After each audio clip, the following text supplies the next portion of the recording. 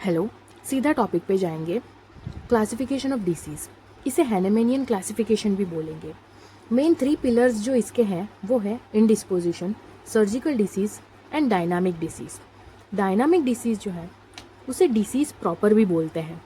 And dynamic disease में ही further classification है जो कि एक्यूट डिसीज़ है और क्रॉनिक डिसीज़ है। Disposition, indisposition basically a slightest alteration in the state of health manifested by one or more trivial symptoms, which a slight alteration in the diet and regime will usually suffice to dispel.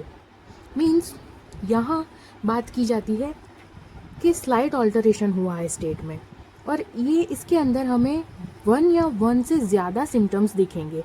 Trivial symptoms का meaning ये है कि ऐसे symptoms जो कि important नहीं है, जैसे कि हेडेक और वीकनेस। एंड हमें इसके अंदर स्लाइट ऑल्टरेशन करना होता है डाइट एंड रेजिम का, और मेडिसिन की ज़रूरत नहीं पड़ती। यूजुअली सफिशेंट होते हैं रिमूव करने के लिए इंडिस्पोजिशन।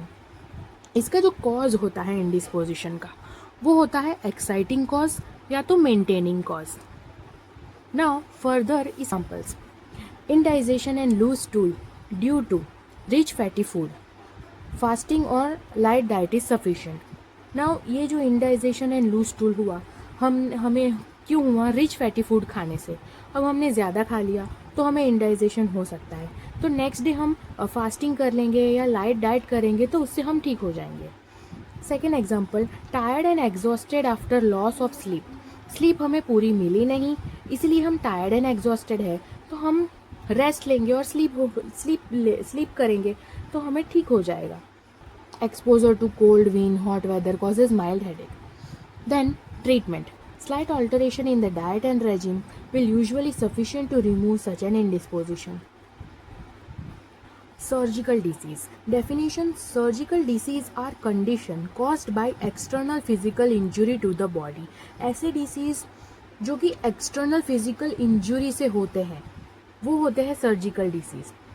ये ऐसे टाइप के disease होते हैं required mechanical and surgical treatment. ये ऐसे डिसीज़ होते हैं जिसमें मैकेनिकल और सर्जिकल ट्रीटमेंट रिक्वायर होती है, जैसे कि stitching, removing foreign bodies, setting fractures, draining पस। जैसे कि कहीं पे कट लग गया तो हमें स्टिचिंग करना ज़रूरी है वरना हीलिंग नहीं हो पाएगी। रिमूविंग फॉरेन बॉडीज़, आइज़ में हमें कोई भी फॉरेन ऑब्जेक्ट चला गया तो हमें वो रिमूव करना ही पड़ेगा। फ्रैक्चर हो गया तो फ्रैक्चर हमें प्लास्टर करना पड़ेगा। Then surgery is use to remove the external obstacle to healing. Healing तो हमारा वाइटल फोर्स ही कर रहा है, पर सर्जरी जो है वो एक्सटर्नल ऑब्स्टेकल है जो हीलिंग नहीं होने दे रहा, उसको रिमूव करता है। Then, so that actual healing can occur by vital force. After surgery or injury, the whole organism needs dynamic support to recover. After surgery at the stage, homeopathic medicines help to stimulate vital force and promote healing.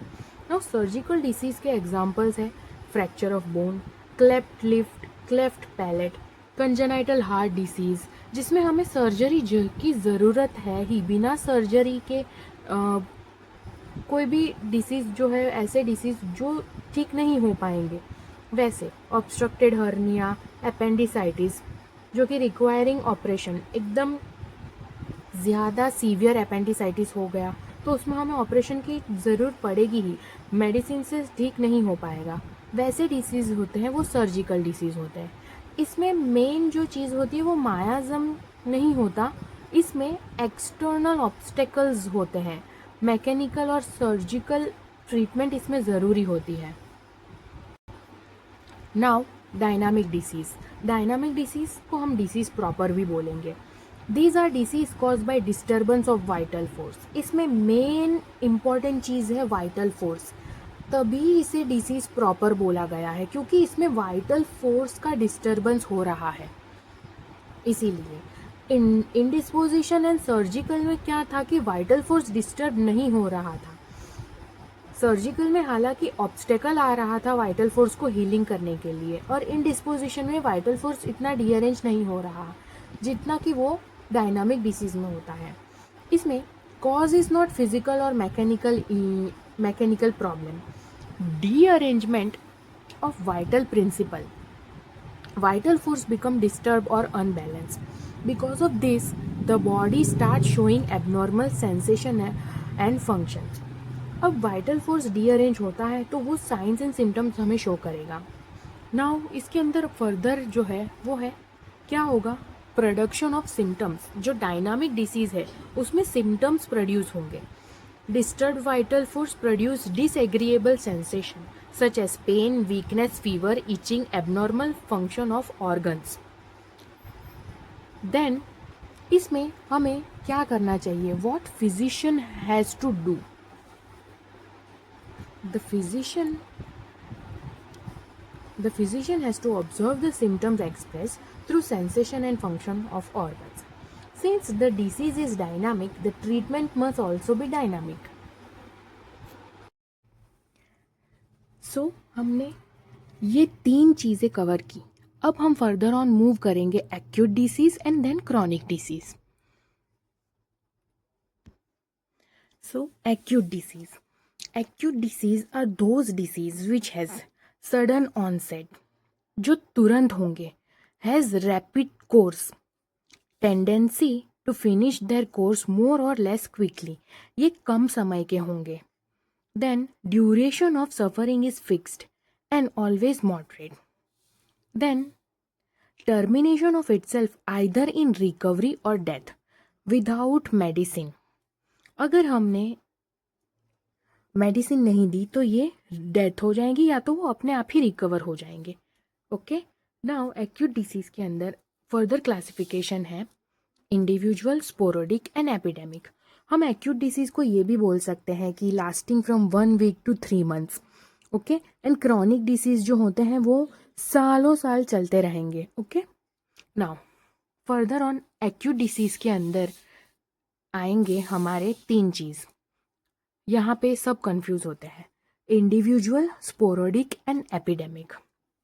Now individual, नाम में ही कहा गया है individual मतलब खुद, एक, one self.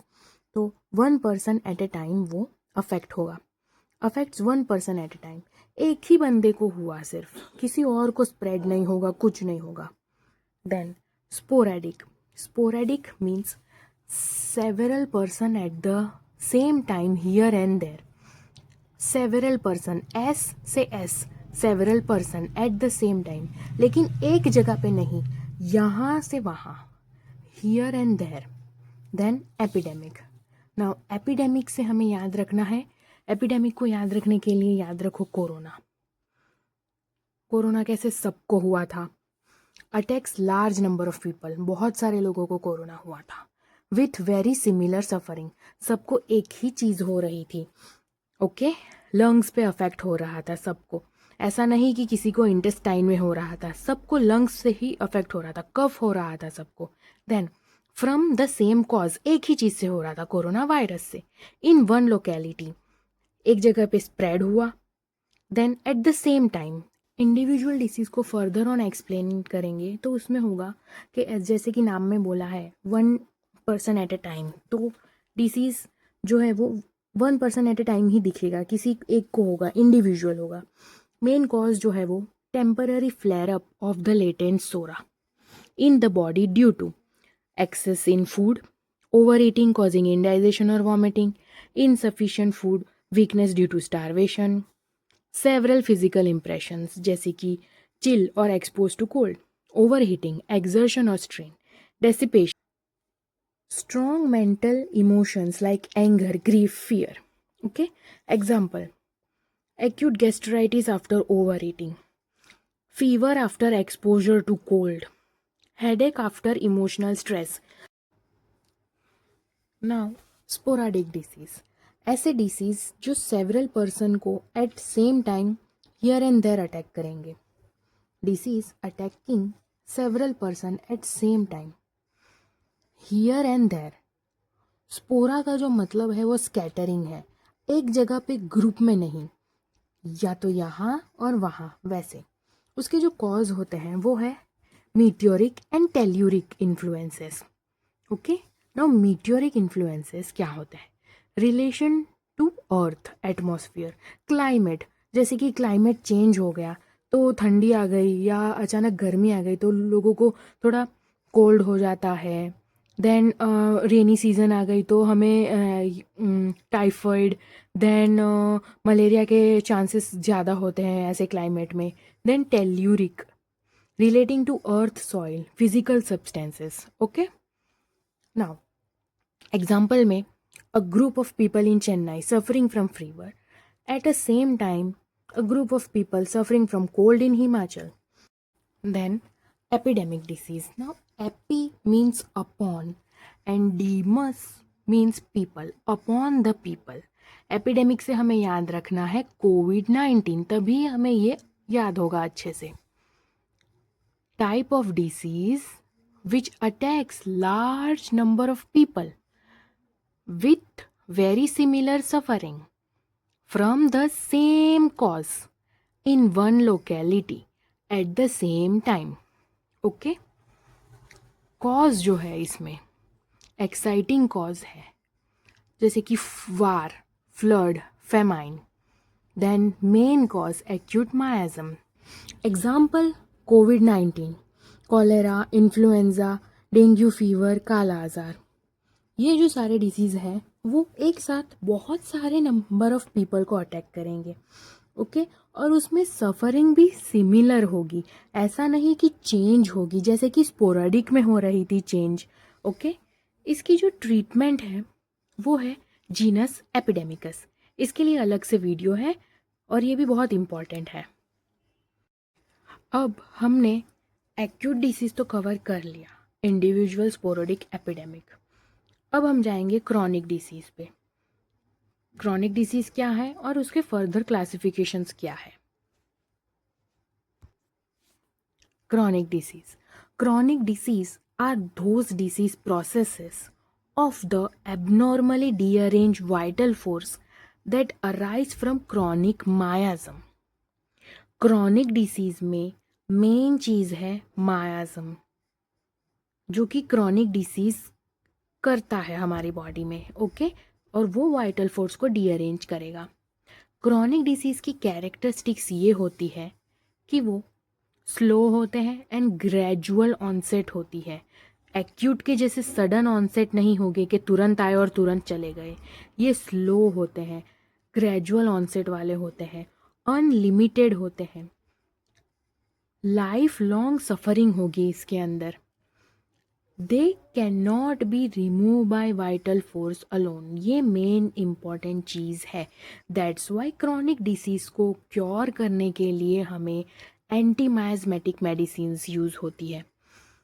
Then they destroy the living organism in the long run if untreated.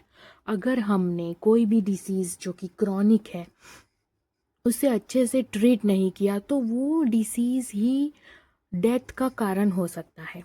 Then transmit to next generation unless treated homeopathically. ऐसे disease जो कि पेरेंट्स से, मदर से, फादर से उनके ऑफस्प्रिंग्स में स्प्रेड होते हैं, उनके ऑफस्प्रिंग्स में आ जाते हैं, वैसे डिसीज़ होते हैं ये. इनका मेन कॉज है chronic miasm. Now chronic disease को फर्दर 2 पार्ट में क्लासीफाई किया. Now disease with fully developed symptoms जो है वो फर्दर क्लासीफाई हुआ है non miasmatic chronic disease and miasmatic chronic disease.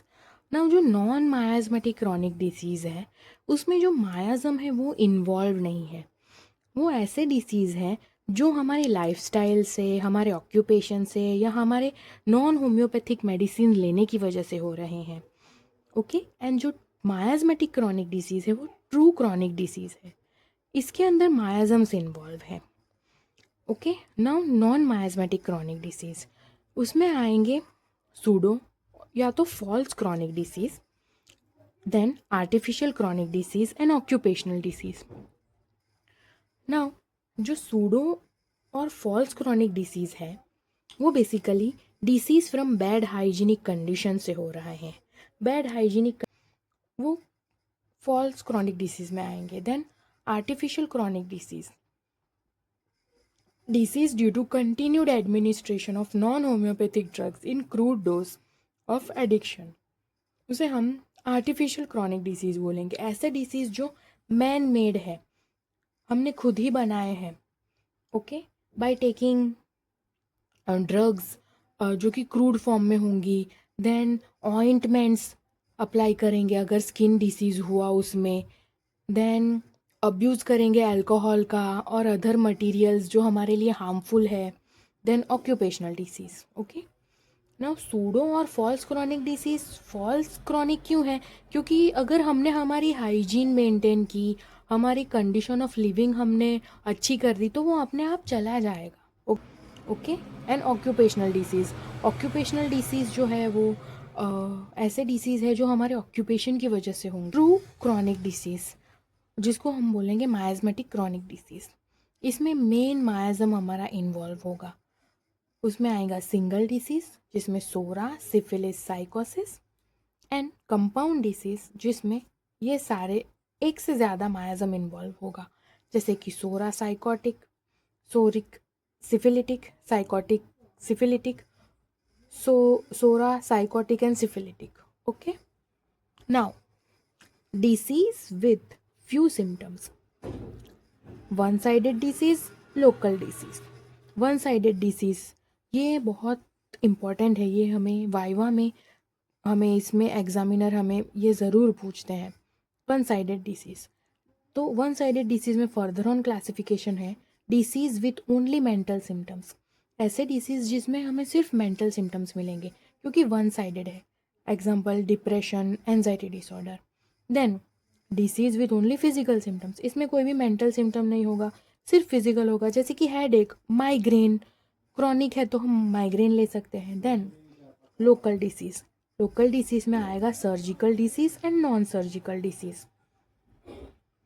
Surgical disease में फर्दर ऑन हम ये लिख सकते हैं कि किडनी स्टोन जो कि बड़ी साइज़ है उसकी, bigger size of kidney stone, then उसमें फ्यू सिम्टम्स होंगी। देन नॉन सर्जिकल में जैसे कि ऐसे डिसीज़ होंगे जो कि डायनामिक डिसीज़ होंगे, appearing on external part of the body, उसमें हम लिख सकते हैं एक्जिमा, सोरियासिस, ओके।